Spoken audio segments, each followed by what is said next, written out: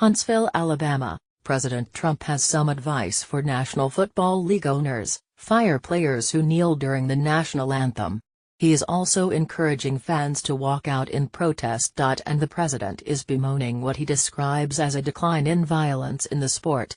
"They're ruining the game," he said during a political rally in Alabama on Friday night that veered beyond politics. Several athletes, including a handful of NFL players, have refused to stand during the Star-Spangled Banner to protest of the treatment of blacks by police.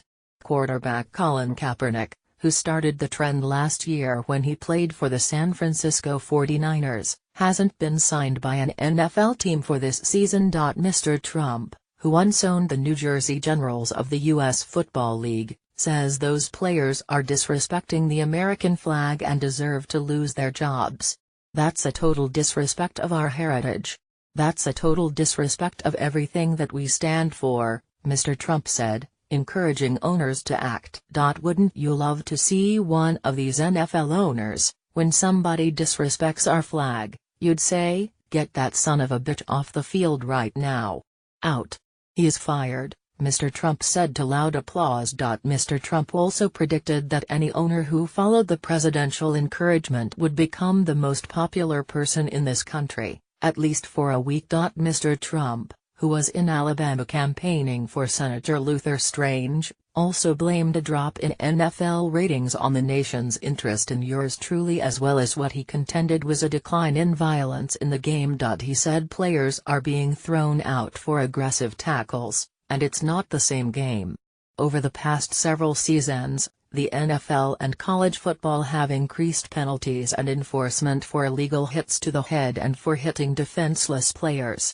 A July report on 202 former football players found evidence of a debilitating brain disease linked to repeated head blows in nearly all of them. The league has agreed to pay $1 billion to retired players who claimed it misled them about the concussion dangers of playing football. During his campaign, Mr. Trump often expressed nostalgia for the old days, claiming, for example, that protesters at his rallies would have been carried out on stretchers back then.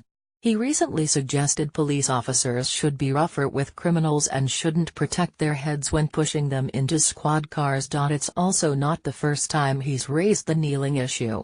Earlier this year he took credit for the fact that Kaepernick hadn't been signed. Television ratings for the NFL have been slipping since the beginning of the 2016 season. The league and observers have blamed a combination of factors, including competing coverage of last year's presidential election, more viewers dropping cable television, fans' discomfort with the reports of head trauma, and the anthem protests. Ratings have been down even more in the early 2017 season, though broadcasters and the league have blamed the hurricanes that hit Florida and Texas. Still, the NFL remains by far the most popular televised sport in the United States. Mr. Trump said the anthem protest was the top reason NFL viewership had waned. "You know what's hurting the game?" he asked. "When people like yourselves turn on television and you see those people taking the knee when they're playing our great national anthem," he said. Mr. Trump encouraged his supporters to pick up and leave the stadium next time they spot a player failing to stand. "I guarantee things will stop," he said.